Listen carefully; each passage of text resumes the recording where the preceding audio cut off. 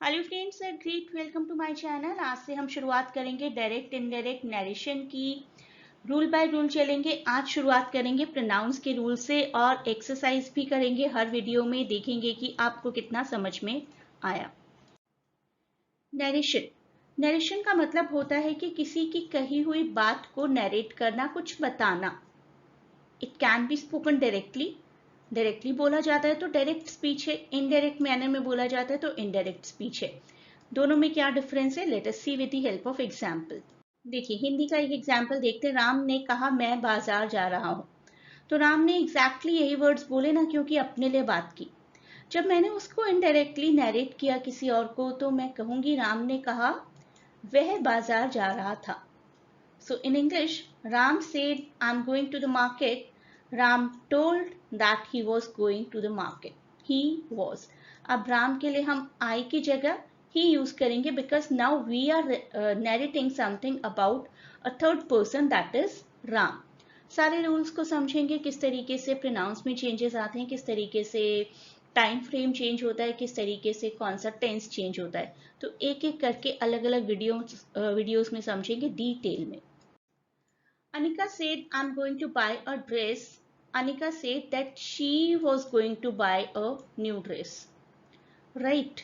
तो this is the change basically. Change क्या है यहाँ पर? अनिका ने कहा I अपने लिए। अब मैंने अनिका की बात बताई तो मैं she यूज करूंगी और टेंस में भी चेंज होंगे। टेंस चेंजेस के रूल भी हम देखेंगे। When I was in school ना, तब एक बड़ा स्ट्रिक्ट रूल था कि सेड को टोल्ड में कन्वर्ट करना ही करना है। हमारे टीचर्स बड़े स्ट्रिक्ट हुआ करते थे। But for past few years I am seeing कि इस रूल में थोड़ा सा चेंज आ गया है। Now people use said and told in an equal way. तो no hard and fast rule I say nowadays for said और टोल्ड, बट यस, आपको बाकी सभी रूल स्ट्रिक्टली फॉलो करने हैं। Direct speech, he said I want to watch a movie. Indirect speech, he told or he said that he wanted to watch a movie. I की जगह he हो जाएगा because he said it. Want का wanted हो जाता है, हर tense अपने ही past में कन्वर्ट हो जाता है। पार्ट्स देख लेते हैं किस तरीके से एड्रेस करेंगे इस सेंटेंस में। He said that he wanted to watch a movie. इस सेंटेंस में सब्जेक्ट क्या है, वर्ब क्या है, right? Subject is he, right? Reporting verb is said here. Conjunction is that, conjunction add करते हैं हम एक, and reporting speech is he wanted to watch a movie. सारा जो गेम है ना, वो रिपोर्टिंग स्पीच का ही है। रिपोर्टिंग स्पीच आप अच्छे से समझ लेंगे तो दीज थिंग्स आर सेकेंडरी। पहले बिल्कुल बेसिक रूल्स से शुरुआत करते हैं, एक एक एग्जाम्पल भी करते जाएंगे। If the sentence is in the present tense then reporting verb will be in past tense. Reporting verb आपने देखा है अभी, I have repaired my bicycle, right? इसकी जगह आप करेंगे शी, आई की जगह शी होगा। प्रोनाउन के रूल्स को भी समझेंगे। She had repaired her bicycle. तो ये था सबसे बेसिक रूल। इसके बाद प्रोनाउंस का एक रूल आता है, that is SON, son. S stands for subject, O stands for object and N stands for no change. कहाँ पर सब्जेक्ट में चेंज आएगा, कहाँ पर ऑब्जेक्ट के हिसाब से चेंज करना है, कहाँ पर हमें चेंज नहीं करना है। इस टेबल को भी आप याद रखिए, ये पूरा टेबल है प्रोनाउंस का। Nominative, possessive, objective, reflexive, first person pronoun, the second person pronoun and third person. तो first person, second person, third person. पहले तो आप इस प्रोनाउन के टेबल को अच्छे से देख लीजिए। नॉमिनेटिव, पोजेसिव, जब आप अपनी किसी चीज के बारे में बता रहे हैं। ऑब्जेक्टिव, जब आपको कुछ दिया जा रहा है, this book is being given to me. Myself is reflexive, I want to do this work myself. तो ये पूरा टेबल आपको समझना पहले जरूरी है। पहले ये टेबल समझिए, फिर हम आगे बढ़ते हैं। इस टेबल को अच्छे से समझना बहुत ही जरूरी है। INV फर्स्ट पर्सन है, यू सेकंड पर्सन है, एंड ही शी दे ये थर्ड पर्सन है। ये टेबल आंखों के सामने रहेगा जब हम ये रूल समझेंगे, और ये रूल भी हमारी आंखों के सामने रहेगा। SON, that is the rule. First person of pronoun of reported speech, that is I am in 9th class. इसमें अगर फर्स्ट पर्सन है तो वो रिपोर्टिंग वर्ब के सब्जेक्ट के हिसाब से चेंज होगा। तो आई की जगह क्या हो जाएगा, he told that he was in 9th class. और एक टाइम ऐसा आता है कि you do not you know really need to see the rules देखने की ज़रूरत ही नहीं पड़ती, आपका दिमाग आपको एक रिफ्लेक्स की तरह बता देता है कि that is the right answer.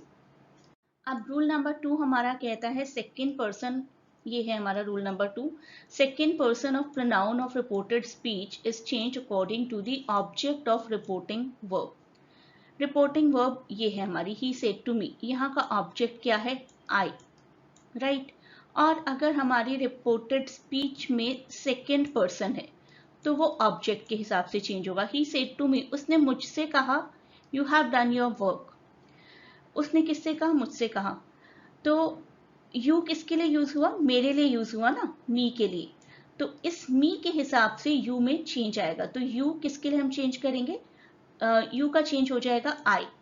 You देखिए, it is you here, you का नॉमिनेटिव केस क्या है, आई, तो आई में कन्वर्ट हो जाएगा। He told that I had done my work. Your possessive है, राइट। योर का पोजेसिव फर्स्ट पर्सन क्या होगा, my. I had done my work. Have का हैड होगा ही, क्योंकि कोई भी टेंस अपने ही पास्ट में कन्वर्ट होता ही है। टेंसेस के रूल्स को भी अब अभी हम अलग से भी करेंगे, पहले प्रोनाउन के रूल्स को समझ लेते हैं।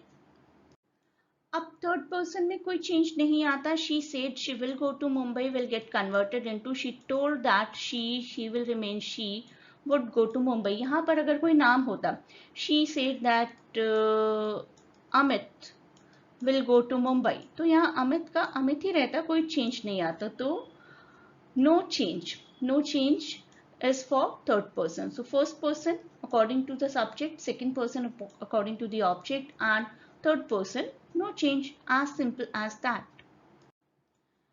अब आपके लिए क्वेश्चन, इसको आप मुझे कमेंट्स में आंसर करेंगे। Deena said I work in an office, Deena told me that dash work in an office.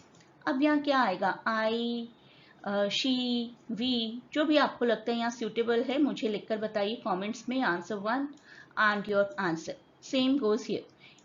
Isha and Alia said, we love our pets. Isha and Alia told that dash loved dash pets. तो इस we और इस our की जगह क्या change होगा, that change you need to tell me in comments. Answer 1 का जो भी आंसर आपको लगता है, आंसर 2 का जो भी आंसर आपको लगता है, please inform me in comments.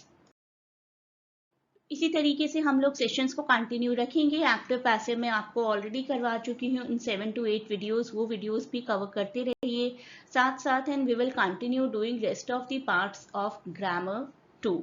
It will be very beneficial for many competitive examinations.